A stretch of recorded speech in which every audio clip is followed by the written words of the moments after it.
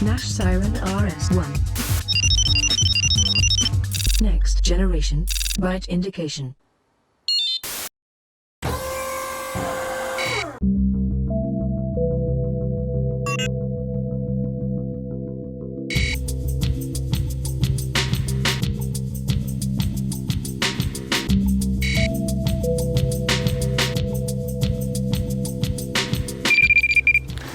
They're a product development I've always wanted to get into, is bite alarms. We've had to leave it up to now because the piggy bank wasn't big enough, but I'm now pleased to say we've finally done a Nash alarm. A lot of excitement, tremendous amount of work, stress and agonies, as Adam will tell you. Yeah, it's been a long 2 years. We've both been at the forefront of it, and as he says, it's taken 2 years. I think it's been worth it though. I think we've revolutionised bite alarms, got away from a square, boring box with 90s technology. The main thing is quality, is solid state. It's designed by UK top mould development and radio and electronics designers. And the company who are going to build it, they do components for Ferraris, Lamborghini, Maserati, Porsche. And then Siemens, a big one. Siemens Electronics company, who, believe it or not, is their quality control is much higher, even the automotive industry. But yeah, it's as far from a Chinese off-the-shelf bite alarm as you could possibly get, I think. it's pure quality and it's indestructible as well. This case, by the way, is made by the same material they make bright shields out of. Anyway, to go through the features and that, first thing I wanted to do was build in snag ears. I've got a big thing against hockey sticks always spinning on me and the bits of metal coming up the side. So we screwed these little neat snag ears into it. They don't have to be any taller. People said, oh, you're going to make them taller. That is a secret, that little notch there. The rod just comes up, hits that and stops. Visual indication is a big one for me in the past. Take a day like this, you get a double pickup which maybe a carp just picked up, and you have to hit it quick before it ejects it. You just can't see your LED, because the sun's shining on it. And looking around, like, you just can't tell what rod it is at all. Maybe if you're lucky and you're dead in line with it, because of the reflective lens on an LED, you'll see it, but you'll be lucky, so you're wondering what rod it was. We've built an illuminated wheel into them, which in most daylight conditions you can still see it. It's refracted, so at night it really throws a light as well. So again, your rod can't get in the way. It's a real glow's emitted from it at night time. 3 on a sort of a setup, it really does look good if you like to sort of illuminate your alarms in the night. Get all your mates around the lake pulling them, and you can have a party like a club. On the head, you've got one button that is on, off and mute. I love the mute function. When I've cast out and I'm setting me rods on the bobbins, I hate the heads all bleeping away and it disturbs other anglers. And plus, if you want to fish stealthily, you can just mute it and then rely on your remote to pick it up. So I think that's great. I mentioned earlier about the hockey sticks. I say they're the bane of my life, always twisting out of line. So I come up with this idea of screwing the indicators straight into the head. So simple. The twist and looks really good. Looks neat and it's so simple and does the trick. It's got a very innovative, actually we painted it, sensitivity system. It's so difficult to explain. In fact, if we could explain it easy, I think I'd get a patent on the explanation. But to put simply, all other bite alarms are line movement sensors. So when it's windy, you're desensitizing them. So more line can be pulled off between bleeps. So you've got that situation where you're fishing for real riggy carp and just relying on blubber, that quick pickup to know it's pricked and maybe nail it. You just can't do that in windy days with all other bite alarms.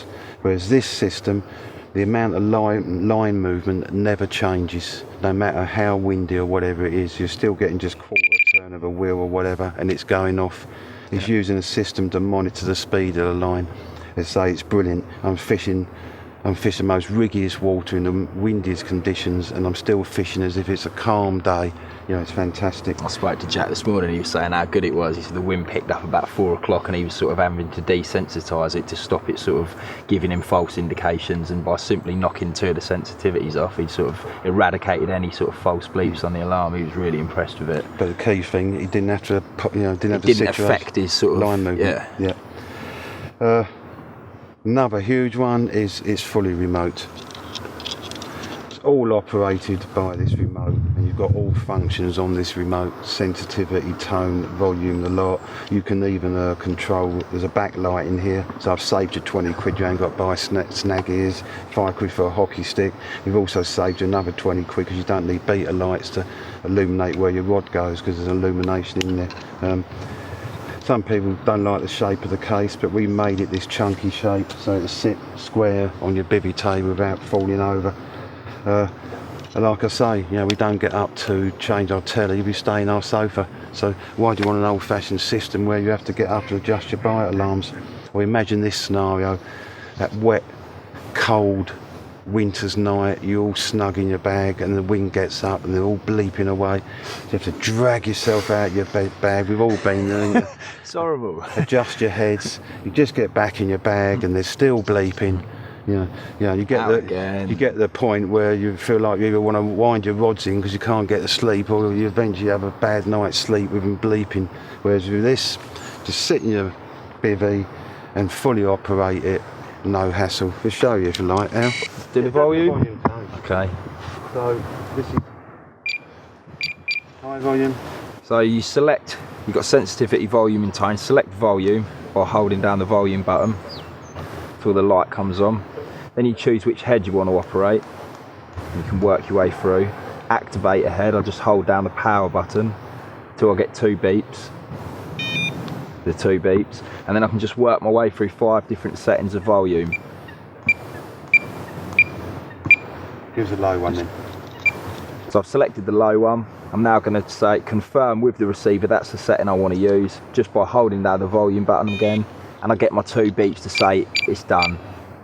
As simple as that. I think any angler can learn the menu very quickly. It's not complicated. That's the same system for all the changing of functions. Yeah, so the exact system, the exact sort of operation I perform there is the same for sensitivity, it's the same for tone.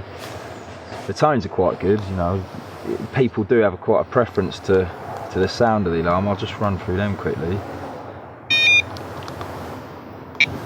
Got this sort of real low,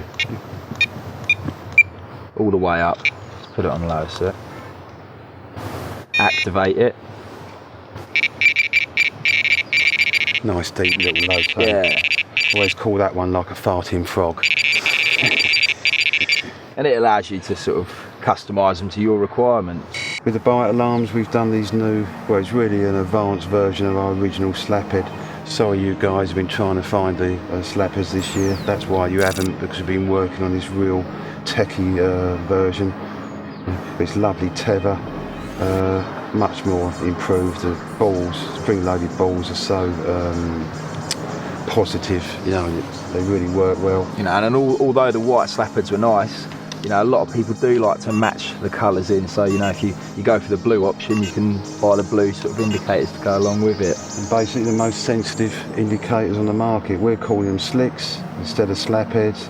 Don't know if any of you watch or read, I should say, Carpology, but they did a test on a load of different indicators, and our original slapheads come out as the most sensitive indicators on the market.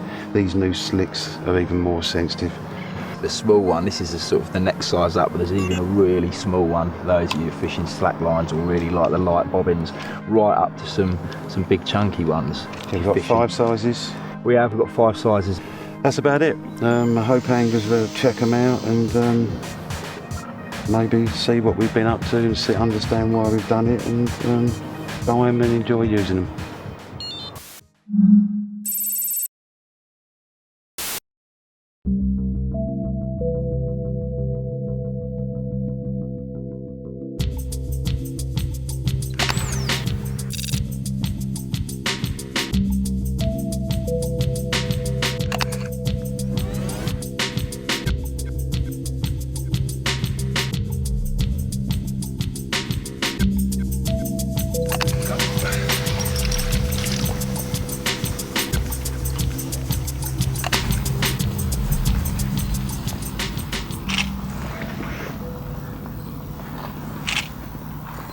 Give us a smile, Jerry. Jerry, I'll never blink at church. Paul does it again. What a cracker, right? 3612. Complete stunner.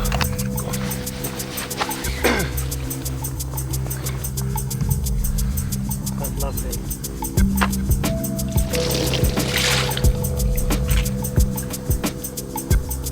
What a lovely carp, eh? Nice scale pattern, isn't it, this one? It's coming into its all the colours, isn't it? Yeah, it's gorgeous. Beautiful colour.